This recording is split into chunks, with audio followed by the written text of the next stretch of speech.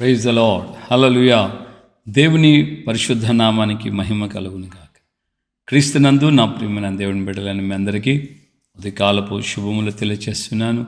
ప్రియమైన దేవుని బిడ్డలారా, మన ప్రభు మన రక్షకుడు నేటి వరకు ఆయన మనల్ని కాపాడి సంరక్షిస్తూ వస్తున్నారు. ఇంతగా ఆయన మనకు చేసిన ఆ కాపుదల సంరక్షణ బట్టి మనం ఆయనకి కృతజ్ఞతాస్తుతి చెల్లింపబోతులమే ఉన్నాం. హల్లెలూయా, దేవునికి స్తోత్రం. సో ఈ దినాన దేవుని యొక్క లేఖనంలో ఉండే ఒక చక్కటి మాటను మనం ధ్యానించుకుందాం.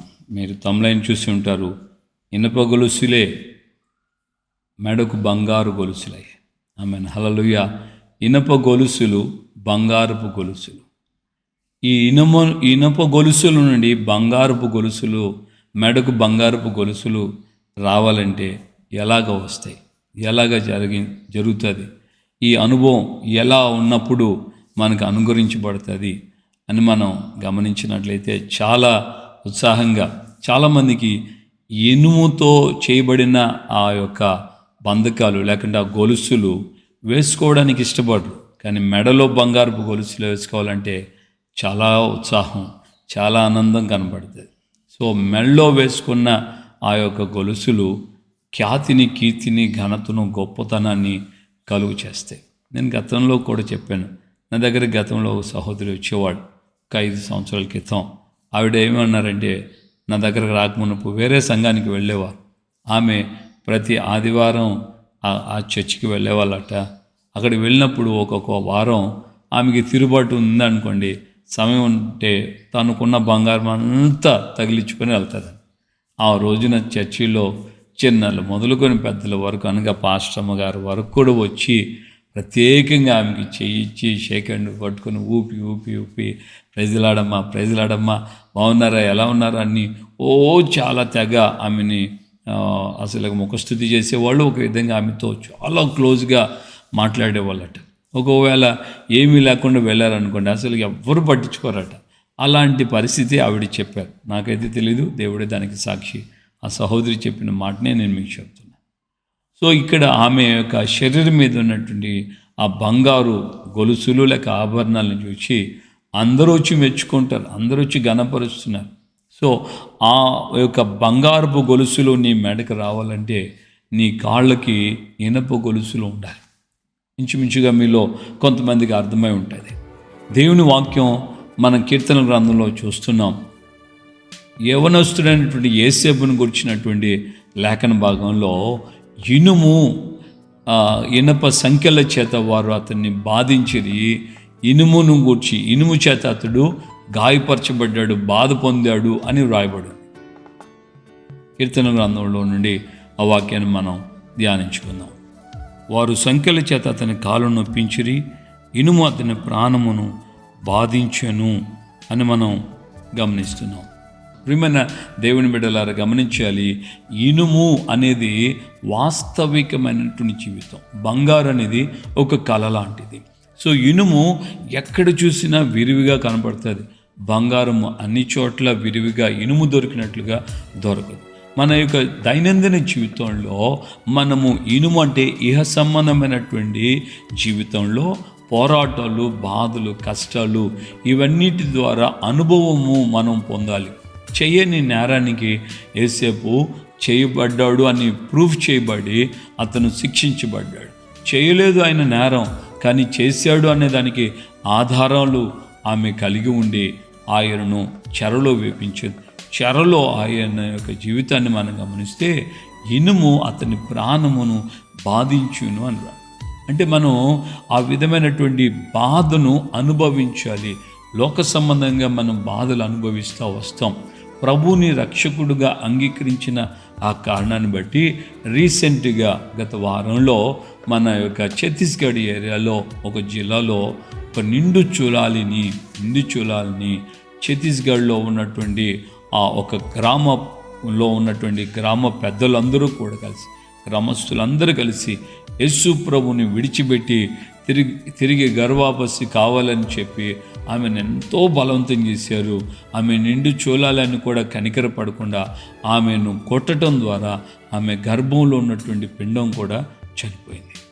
అంత ఘోరమైనటువంటి పరిస్థితుల్లో, ఆ పరిస్థితుల్లో కూడా ఆమెను హాస్పిటల్లో తీసుకెళ్ళి తన భర్త జాయిన్ చేయించారు. ఊర్లో ఎవ్వరు కూడా హాస్పిటల్కి వాళ్ళ దగ్గరికి వెళ్ళడానికి కూడా పర్మిషన్ లేకుండా ఆ గ్రామ పెద్దలందరూ కూడా కట్టుదిట్టం చేశారు.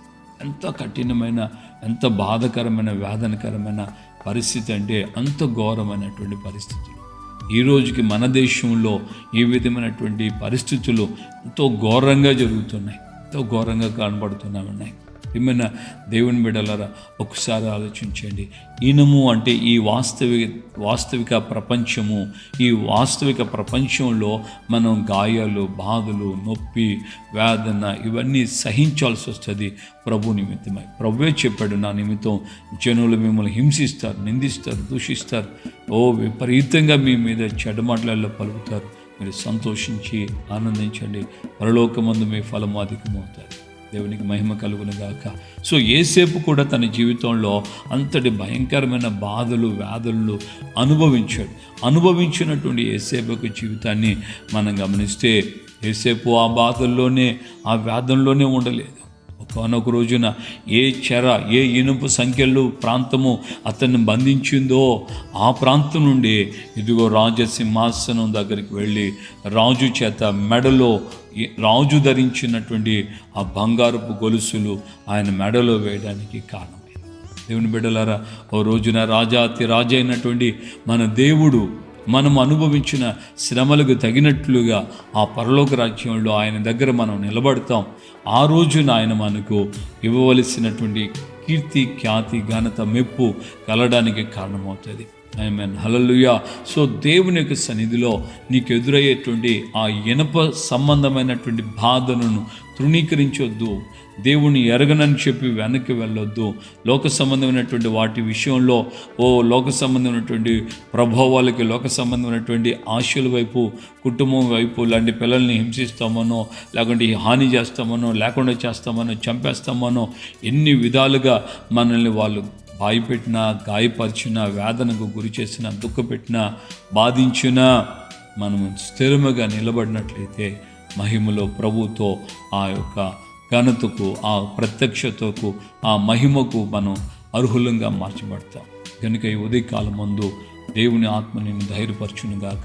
ఇనుప సంఖ్యళ్ళే నీ మెడకు బంగారపు గొలుసులు కావాలంటే నిత్యముగా ఈ బాధను, ఇనుము చేత నువ్వు బాధ అనుభవించక తప్పదు. సహించడానికి దేవుడు ఖచ్చితంగా నీకు కృపనిస్తాడు. ఆ యొక్క సమయంలో ప్రభు నిన్ను విడిచి నీకు దూరంగా ఉండడు. కనుక ఆయనను, ఆయన యొక్క సన్నిధిని గుర్తెరుగు, సహించు, భరించు. తప్పకుండా దేవుని యొక్క కృప, మహిమలో నీవు ఆయనతో, ఆయన నీతో ఉండేటువంటి ఉన్నతమైన భాగ్యం అనుగ్రహిస్తాడు. ప్రార్థన చేసుకుందాం. ప్రేమగల తండ్రి, ఈ ఉదయకాలం ముందు నాతో మాతో మీరు మాట్లాడిన మీ అమూల్యమైన వాక్కుకై స్తోత్రాలు. నిజమే ప్రభువా, అయ్యా నా మా జీవితాల్లో మేము ఈ యొక్క ఇనుము చేత బాధించబడతామని, ఇనుమునైనా మాకు వాస్తవిక ప్రపంచమని, ఈ సమస్యలు, పోరాటాలు, కన్నీళ్ళు, దుఃఖం, శాపం, దరిద్రత, మీ నిమిత్తమైన నిందలు, అవమానాలు, అవన్నిటిలో మేము సహనముతో ఓర్చుకున్నట్లయితే మీ ద్వారా మాకు మెప్పు, కీర్తి, ఖ్యాతి, మహిమ కలగడానికి కారణమవుతుందన్న మీ లేఖనాంశ ఆధారంగా విశ్వాసంలో మేము ముందుకు సాగుటకు సహాయం చేయండి. ఒక్కొక్కరిని మీరు దీవించండి, కృపతో నింపండి, బలపరిచి నడిపించి సహాయం చేయండి. ఘనమైన నామమును మహిమ తెచ్చుకోమని, నీ బిడ్డలందరినీ మీరు ఆశించి దీవించమని యేసు పరిశుద్ధ నామములో ప్రార్థన చేసి పొంది ఉన్నాము తండ్రి. ఆమేన్. మన ప్రభువైన యేసుక్రీస్తు కృపయు, తండ్రి అయిన దేవుని ప్రేమ, పరిశుద్ధాత్మిక అన్యోన్య సహవాసం, సమాధానం ఇప్పుడు ఎల్లప్పుడు సకల పరిశుద్ధులకి మనకును ప్రభు రాకడ పర్యంతం కృపతోడే ఉండి నడిపించును గాక. ఆమేన్, ఆమేన్, ఆమేన్. హల్లెలూయా. ప్రభు బిడ్డ అందరికీ వందనాలు. నిశ్చయం ఒకవేళ దేవుడు ఇప్పటికే నేను ఆ దిశలో నడిపిస్తున్నానేమో, ఆయన కృప కొరకు కనిపెట్టుకో. ఒకవేళ నీకు ఇంకా రాకపోతే, బహుశా ముందున్న కాలంలో ఒకవేళ వచ్చిన దేవుని సన్నిధిలో ఆ కృప మీద ఆధారపడి నన్ను అడిగితే ఆయన నిత్యముగా నేను ఆదుకుంటాడు. నీకు ఖచ్చితంగా ఆయన ప్రత్యక్షమయ్యే దినాన నీకు మెప్పు, కీర్తి, ఖ్యాతి కలుగుటకు కారణమవుతుంది. కృపావిధంగా మిమ్మల్ని బలపరచునిగా దయచేసి మీ యొక్క కామెంట్లో రాయండి. అలాగే అనేకులకు షేర్ చేయండి. అనేకులు సబ్స్క్రైబ్ చేసేటట్లుగా మీకు సహాయం అందించాలని